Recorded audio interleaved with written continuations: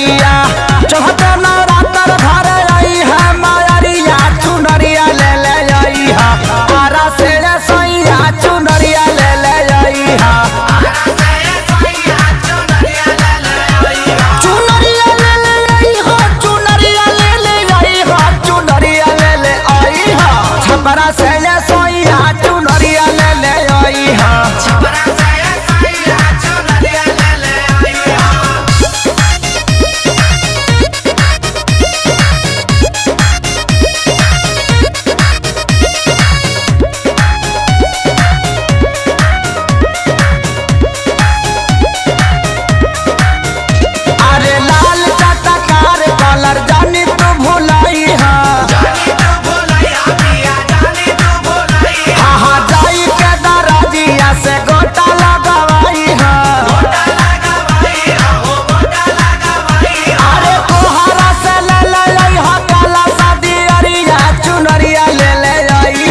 बक्सर से सैया चुनरिया ले ले आई है।